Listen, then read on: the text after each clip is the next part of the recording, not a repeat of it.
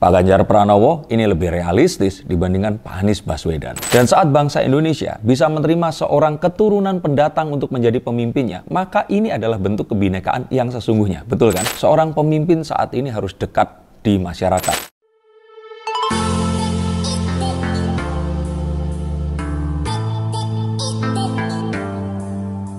Halo Sensikers, kembali berjumpa bersama saya Denny Darko. Tidak ada yang namanya misteri, yang ada adalah tanda-tanda yang kita semua coba untuk mengerti. Yang pertama, saya mau berikan disclaimer bahwa saya bukan buzzer. Saya nggak pernah sekalipun demi Allah dibayar oleh pemerintah atau oleh Pak Jokowi atau rezim atau apapun itu. Ini adalah sesuatu yang keluar dari pemikiran saya sendiri. Saya tidak pernah juga dipengaruhi oleh orang. Ini adalah satu hal yang memang saya cari tahu kebenarannya dan saya mencoba untuk mengerti. Maka saya sangat mengucapkan selamat datang untuk siapapun menonton apa yang akan saya sampaikan nanti. Kenapa Ganjar dan Anies? Karena dua orang inilah yang saat ini memiliki elektabilitas yang tertinggi. Nah, sebaiknya pilih siapa?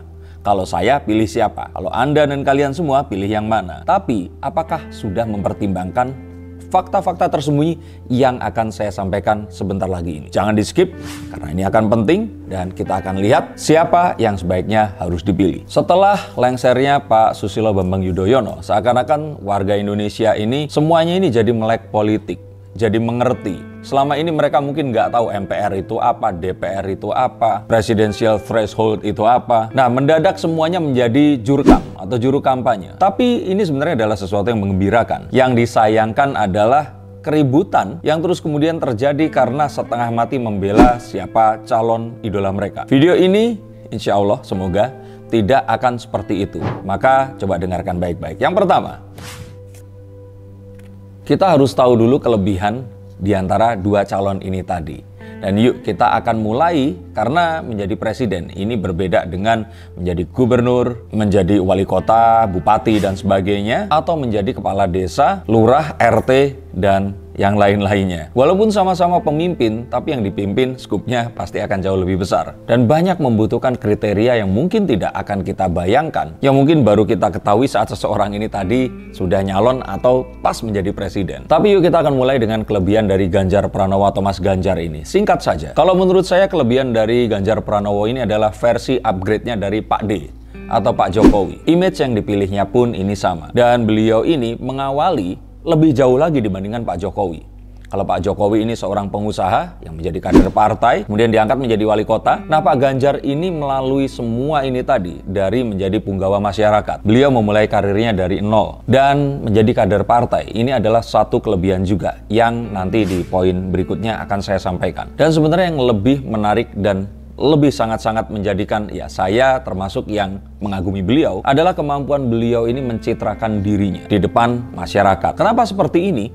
Karena pola komunikasi ini sangat penting. Jika dahulu seorang pemimpin ini seperti seorang dewa. Bahkan di zaman kerajaan, pemimpin ini tidak boleh kita lihat secara langsung. Jangankan boro-boro lihat gambarnya. Kita ketemu dalam satu kota aja tidak pernah. Jadi kebayang kalau pemimpin tinggal di Jakarta, orang-orang di Papua ini nggak pernah tahu pemimpinnya itu siapa. Dia cuma dengar namanya. Dan kalaupun ada yang terdekat, selain bercerita adalah lukisan tentang si raja ini tadi. Dan dari zaman kerajaan berubahlah menjadi zaman demokrasi dan republik, di mana teknologi memungkinkan seseorang melihat langsung siapa pemimpinnya walaupun mereka mungkin tidak bertemu secara langsung. Tapi sosok di sini penting. Nah, saat terus kemudian sosok penting, maka kemampuan berorasi, meyakinkan orang yang dipimpinnya, dan membawa atau mewakili bangsa ini tadi bertemu dengan pemimpin bangsa yang lain, ini menjadi penting. Ditakuti sehingga orang-orang nggak terus kemudian sembarangan memberontak. Ini juga satu hal yang harus dilakukan.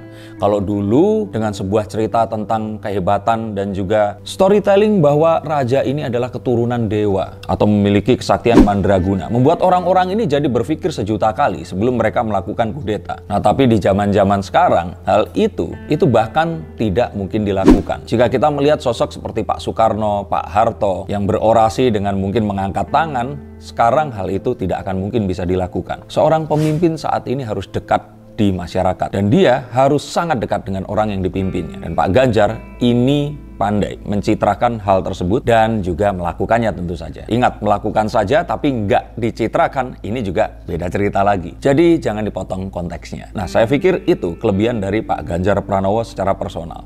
Nah, sekarang kita lihat dengan Pak Anies Baswedan. Pak Anies ini adalah seorang patron, satu orang yang memiliki sosok yang kuat. Bahkan kalau misalkan orang bilang kebinekaan dan Pancasila ini harus didukung, maka sebenarnya Pak Anies ini adalah lambang kebinekaan itu sendiri. Loh kok bisa seperti itu?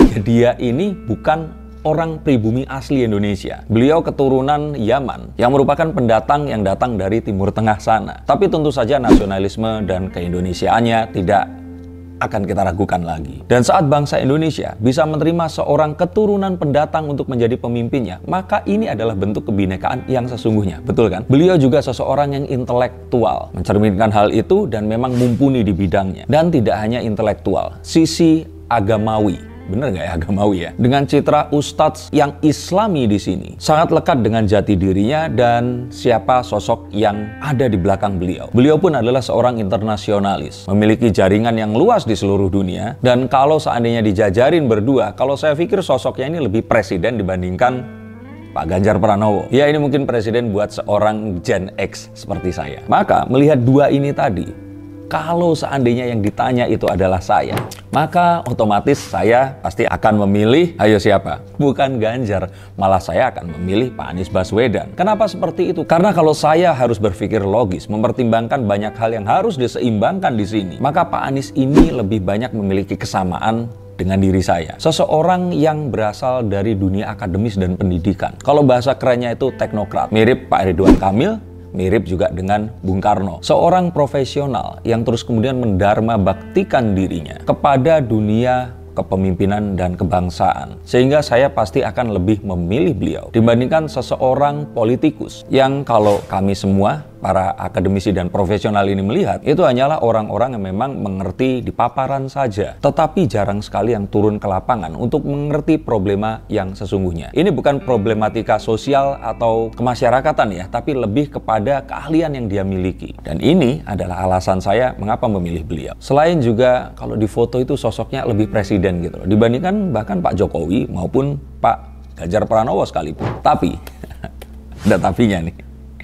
Indonesia ini kan nggak cuma saya. Bahkan, Indonesia ini lebih banyak yang nggak seperti saya. Pendidikan di Indonesia ini masih sangat kurang merata. Dan logika berpikir mereka ini pasti berbeda dengan logika berpikir orang-orang yang mendapatkan keistimewaan dan juga keberuntungan untuk mengenyam pendidikan dan berpikir logis seperti saya. Maka saya berpikir bahwa bangsa Indonesia ini adalah bangsa yang memang masyarakatnya ini lebih banyak melihat ke sesuatu yang cenderung pesimistis dibandingkan optimisnya. Saya tidak mengetahui apakah ini adalah didikan dari masa lalu yang mengajarkan kita untuk tidak berharap lebih. Apakah ini adalah sebuah local wisdom yang memang diceritakan oleh nenek moyang kita agar kita itu selalu berpikir untuk kurang, menjadi kecil, merendah, dan sebagainya. Entah apakah karena kekayaan alam yang melimpah, maka kita harus selalu merasa kecil di depan Sang Penciptanya dan membuat diri kita ini selalu terbiasa seperti itu. Pernah seorang teman yang dia ini memiliki IPK yang sangat tinggi, memiliki skill dan pengalaman keorganisasian yang sangat banyak.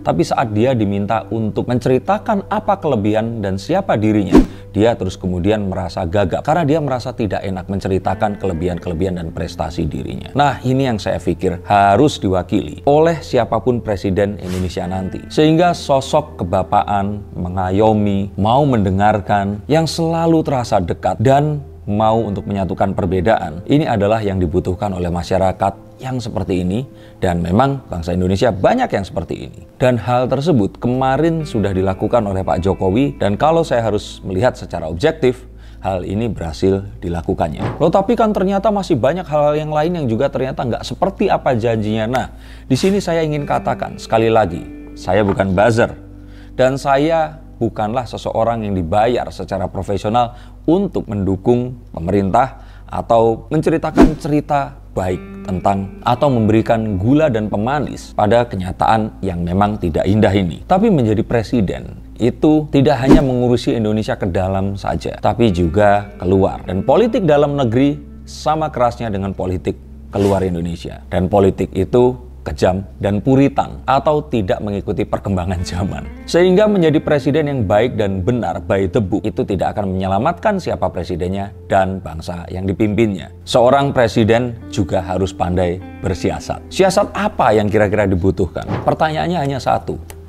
Jika saya mendukung Pak Anies dan ternyata dia nanti naik, pertanyaannya adalah, jika beliau bukan dari partai, yang mana sistem kepartaian ini adalah sistem yang sudah berpuluh-puluh tahun ada di Indonesia sejak Republik ini berdiri, maka bagaimana dengan hantaman-hantaman dari persaingan politik yang akan muncul nanti? Bagaimana dengan lobby-lobbynya? Karena kita ketahui saja, Pak Jokowi saja pun mengalami hal yang sangat hebat yang membuat terkadang beliau ini merasa seperti ditinggalkan sendiri. Bahkan berusaha untuk mengedepankan keinginan menjadi seorang presiden yang berusaha untuk mengutamakan kepentingan bangsa, itu seringkali harus berseberangan dengan partai yang mendukungnya. Bagaimana nanti saat menjadi presiden terus nggak didukung oleh DPR dan MPR yang semua anggotanya ini terdiri dari banyak kader partai yang ditugaskan ada di sana? Saya kira ini adalah satu permasalahan yang belum pernah dipikirkan, dan jika ini sampai terjadi dan tidak disadari, maka apakah tidak sayang kita harus mengorbankan potensi anak bangsa yang sangat berprestasi karena ketidaksiapan sistem demokrasi yang ada di negeri ini? Lalu apakah